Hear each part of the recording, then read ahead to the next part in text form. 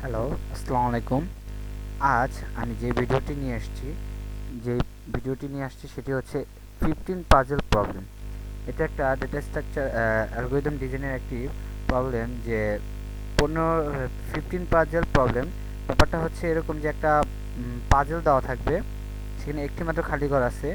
সেই খালি ঘরটাকে আমাকে ডানে বামে মুভ করে যে করেই হোক আমাকে পাজলটা সলভ করতে হবে। এখন কথা হচ্ছে পাজলটা সলভ করা যাবে কি যাবে না সেটা আমরা আগেই ডিসিশন নেব। যদি সলভ করা যায় তাহলে আমরা সলভ করার ট্রাই করব, আর যদি সলভ করা না যায় তাহলে আমরা সলভ করার ট্রাই করব না, মানে বাকি যেই কোডিং বা যেই ফর্মুলা টর্মুলা আছে ওগুলো আমরা। হ্যালো, আসসালামু আলাইকুম। আজ আপনাদের সামনে যে ভিডিওটি নিয়ে আমি উপস্থিত হলাম সেটা হচ্ছে অ্যালগরিদম মানে ডাটা স্ট্রাকচারের একটি প্রবলেম, সেটা হচ্ছে 15 পাজল প্রবলেম।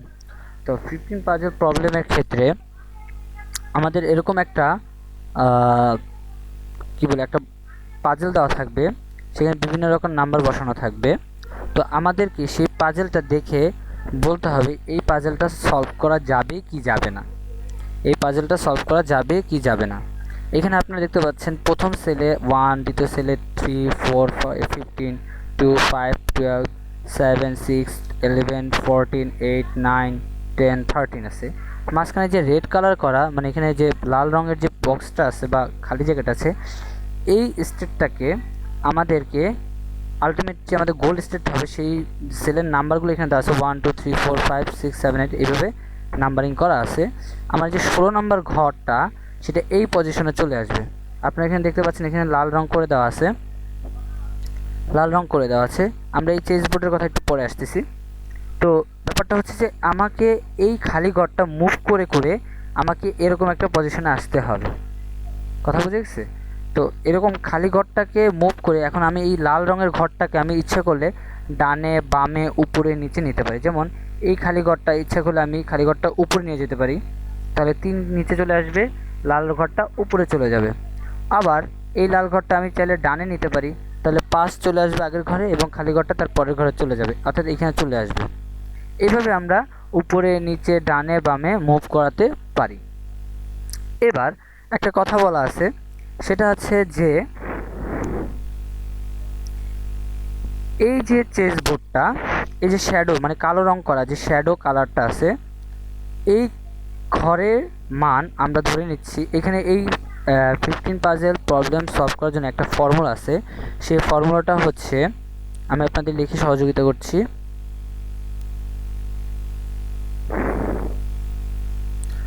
ফর্মুলাটা হচ্ছে এরকম যে summation of I is equal to 1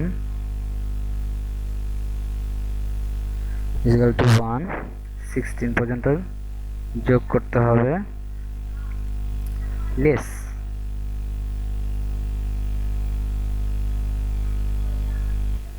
এখানে যে x এর মানটা হবে, এখানে যে লেস i এর মান 1 থেকে 16 পর্যন্ত যাবে, কারণ যেহেতু আমাদের 15 পাজল বলতে বোঝানো, এখানে i এর মানটা হবে 1 থেকে 16 পর্যন্ত।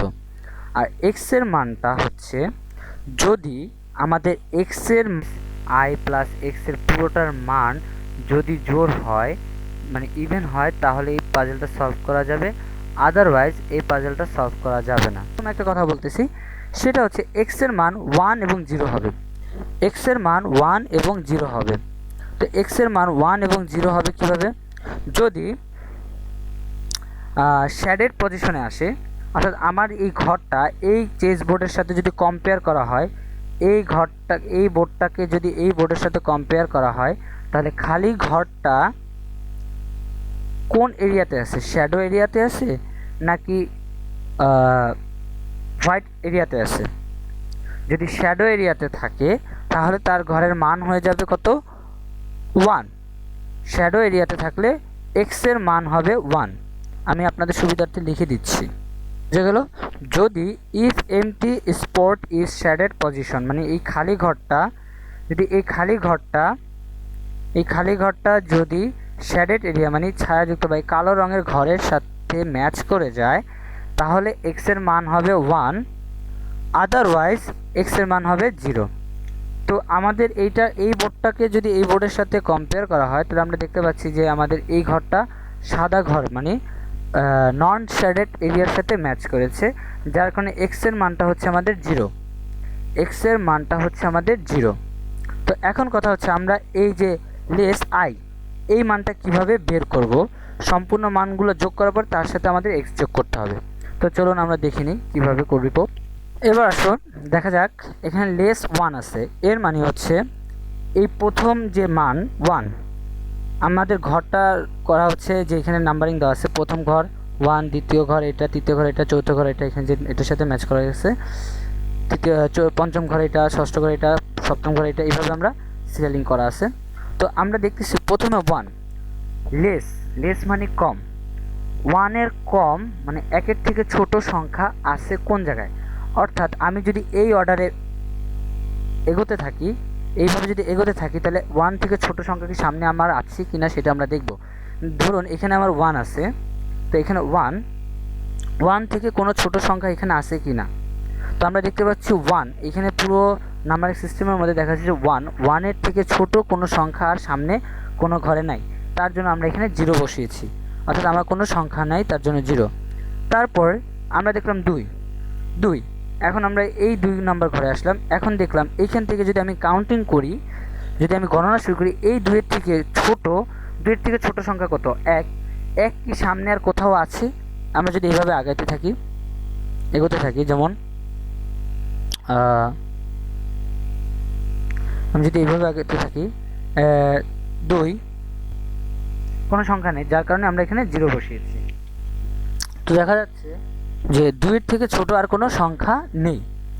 এবার আমি যদি 3 এর ঘর থেকে ক্যালকুলেটিং করি, তাহলে আমরা দেখতে পাবো 3 এর ঘর থেকে 3 এর থেকে ছোট কত আছে, 1 এবং 2।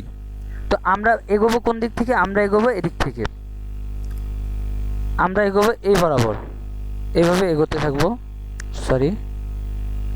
আমরা এই বরাবর এগোতে থাকবো, এইভাবে আগাতে থাকবো, প্রত্যেকটা কলমে আমরা এইভাবে আগাতে থাকবো। তো দেখা যাচ্ছে 3 এর থেকে ছোট সংখ্যা আছে 1 এবং 2। তো আমরা বলছি, আমরা তীর চিহ্ন দেখিয়ে দিয়েছি যে এদিক থেকে আমরা আগাবো। তাহলে 3 এর থেকে ছোট সংখ্যা 4 কি 3 এর থেকে ছোট সংখ্যা, নো। 15 কি ছোট সংখ্যা, না। 2, ইয়েস, আমরা 2 কে পেয়ে গেছি, 3 এর থেকে ছোট সংখ্যা। তাহলে 2 এর থেকে ছোট সংখ্যা কয়টা পেলাম, আর কি সামনে আছে, না, আমরা 2 এর থেকে ছোট সংখ্যা পেয়েছি একটি। তাই আমরা এখানে লিখব 1, এখানে লিখব 1। কথা বুঝে গেছে। একই রকমভাবে আমি যদি এখন আমি আগে সবগুলো 16টা লিখে নিই, তাহলে বোঝাতে সুবিধা হবে। তো আমাদের লেখা হয়ে গেল।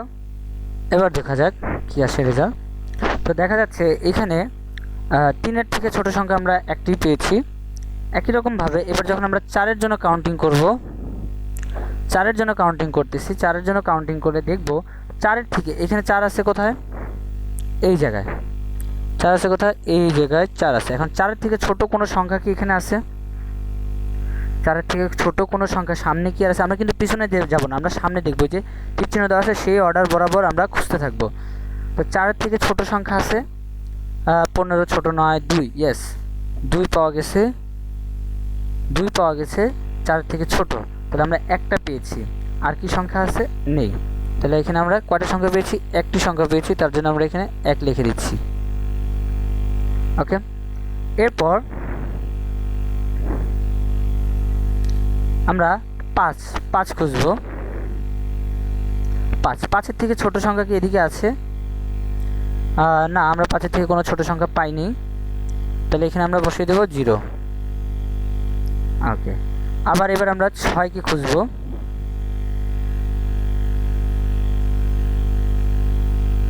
এবার আমরা 6 কে খুঁজছি। এই যে 6 কে আমরা যদি কালারিং করি, 6 এর থেকে ছোট সংখ্যা কত আছে, এটা 11, দুঃখিত, এটা 11 হবে, 11, 14, না, 6 এর থেকে কোনো ছোট সংখ্যা নেই, তাহলে 0। আবার যদি আমরা কত খুঁজবো, 7, এবার যদি আমরা 7 কে খুঁজি, 7 এর থেকে ছোট সংখ্যা এই বরাবর কি আছে, হ্যাঁ, 7 থেকে ছোট সংখ্যা আমরা পেয়েছি 6 6 পেয়েছি, আর 7 থেকে ছোট সংখ্যা নেই। তাহলে 7 থেকে ছোট সংখ্যা কয়টা পেয়েছি? একটি পেয়েছি, তার জন্য এখানে আমরা লিখলাম 1। একই রকমভাবে 8, এবার যদি আমরা 8কে খুঁজি, 8 কোথায় আছে? এই তো 8। 8-এর থেকে ছোট সংখ্যা আছে এই বরাবর? না, নেই। তাহলে 8-এর ঘরে 0 হয়ে যাবে। ওকে, এবার আসবো আমরা 9-এর ঘরে। 9-এর থেকে ছোট সংখ্যা আছে এই বরাবর? না, নেই। তাহলে এখানে 0। ওকে, এবার আমরা দেখব 10-এর থেকে ছোট সংখ্যা আছে এদিকে? নেই, 0। এরপর দেখব 11। এরপর আমরা চলে যাচ্ছি 11। এবার 11 থেকে ছোট সংখ্যা আমরা পাবো কিনা? তো এই বরাবর দেখলাম 14 ছোট না, হ্যাঁ 8 ছোট, একটা পেলাম। 9 ছোট, 2টা পেলাম। 10 ছোট, 3টা পেলাম। তাহলে 11 ঘরে আমরা কয়টা সংখ্যা পেলাম? এই বরাবর 3টা ছোট সংখ্যা পেয়েছি, তার জন্য আমরা এভাবে দিয়ে দিলাম 3। ওকে, এরপর আমরা চলে যাব 12-তে। এবার 12 থেকে ছোট সংখ্যা, 12 কোথায় আছে? 12 কোথায় আছে? এই তো 12 পেয়ে গেছি। 12 থেকে ছোট সংখ্যা আমরা খুঁজবো, কয়টা পাওয়া যায়? একটা পেয়েছি, 2টা পেয়েছি, 3টা পেয়েছি, 4টা পেয়েছি, 5টা পেয়েছি, 6টা পেয়েছি, দুঃখিত 14 তো 12 থেকে ছোট নয়, তাহলে আমাদের এটা ভুল হয়ে গেছে। তো আমরা কয়টা পেয়েছি? 1 2 3 4 5 6, 6টা সংখ্যা পেলাম যেগুলো কিনা 12 থেকে ছোট। তাহলে 12 ঘরে আমরা কত লিখব? 6 লিখব। 6 লিখলাম। এবার আসি আমরা 13-তে। এবার আমরা 13-তে দেখব 13 ঘরের জন্য। 13 থেকে ছোট সংখ্যা আছে এই বরাবর? নেই, তাহলে 0। ওকে, এরপর আমরা দেখব 14। তো 14 থেকে ছোট সংখ্যা আছে কি এইদিকে নিচে এই বরাবর? হ্যাঁ আছে, একটা, 2টা, 3টা, 4টা পেয়েছি। 14 থেকে ছোট সংখ্যা আমরা পেয়েছি 4টা, তাহলে এখানে আমরা 4টা লিখলাম। ওকে, তারপর 15। এবার আমরা 15-এর জন্য যদি দেখি, 15 আছে কোথায়? এই তো 15 পেয়ে গেছি। 15 থেকে ছোট সংখ্যা কয়টা আছে? তো আমরা দেখি কয়টা পাই। 1 2 3 4 5 6 7 8 9 10 11। আমরা 15 থেকে ছোট সংখ্যা পেয়েছি 11টা। এবার 16 থেকে ছোট সংখ্যা ধরে নেই এটা হচ্ছে আমাদের 16, এটা হচ্ছে আমাদের 16তম ঘর। তো 16 থেকে শ্যাডেড এরিয়া, এটা হচ্ছে শ্যাডেড এরিয়া রেড কালার করা। 16 থেকে ছোট সংখ্যা কোনটা কোনটা আছে? 16 থেকে ছোট সংখ্যা আছে 1 2 3 4 5 6 7 8 9 10। 16 থেকে ছোট সংখ্যা পেয়েছি 10টা। এখন আমরা এই সংখ্যাগুলোকে যোগ করব, সবগুলো সংখ্যাকে আমরা যোগ করব, যেগুলো পেয়েছি সবগুলো এই যে এই বরাবর যা আছে সবগুলোকে যোগ করব, সবগুলো মানকে যোগ করে আমরা পাচ্ছি, সামেশন করলে আমরা পাচ্ছি যে 1 2 3, 3 আর 3 6, 6 6 12, 12 আর 4 হচ্ছে 16, 16 আর হচ্ছে 11 হচ্ছে 27, 27 আর 10 হচ্ছে 37। তাহলে আমি বলতে পারি সামেশন অফ 1 থেকে 16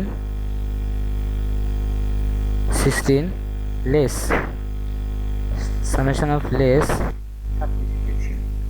তো আমাদের ফর্মুলাতে বলা আছে এই 37 প্লাস এক্স, বলা আছে যে প্লাস এক্স।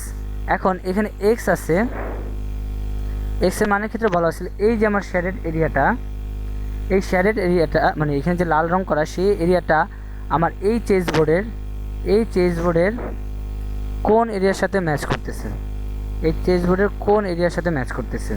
দেখা যাচ্ছে এই এরিয়াটা এটা হচ্ছে হোয়াইট কালার। তো আমরা ফার্স্টে লজিকে বলেছি if empty spot is shaded position, অর্থাৎ আমার এই খালি ঘরটা যদি এই চেসবোর্ডের শ্যাডো এরিয়ার সাথে মানে কালো রঙের ঘরের সাথে যদি মিলে যায় তাহলে এক্স এর মান 1 হবে, আদারওয়াইজ 0। যেহেতু এখানে আমাদের যে লাল রং করা সেটা শ্যাডেড এরিয়ার মধ্যে পড়েনি, সেই হেতু এক্স এর মান হচ্ছে আমার এখানে 0, এক্স এর মান হচ্ছে 0। তাই আমাদের রেজাল্ট হচ্ছে 37 প্লাস 0 ইজিক্যাল টু 37। তো এখানে 37 ইভেন না অড?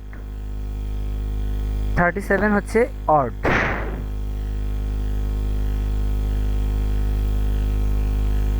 Odd number. আর আমরা ফার্স্টে বলেছি যদি এই রেজাল্টটা যদি ইভেন নাম্বার হয় তাহলে সেটা সলভ করা যাবে, যদি অড নাম্বার হয় তাহলে এটা সলভ করা যাবে না। তাই আমরা এখন প্রমাণ করতে পারলাম বা যোগ করে আমরা যে নাম্বারটা পেলাম সেটা হচ্ছে অড নাম্বার, একটা বিজোড় সংখ্যা। যেহেতু আমরা বিজোড় সংখ্যা পেয়েছি সেহেতু আমরা বলতে পারি এই পাজলটা সলভ করা যাবে না, তাহলে নট সলভ। তাহলে আমরা বলতে পারি this puzzle is not solvable. বুঝে গেল? ধন্যবাদ। এখন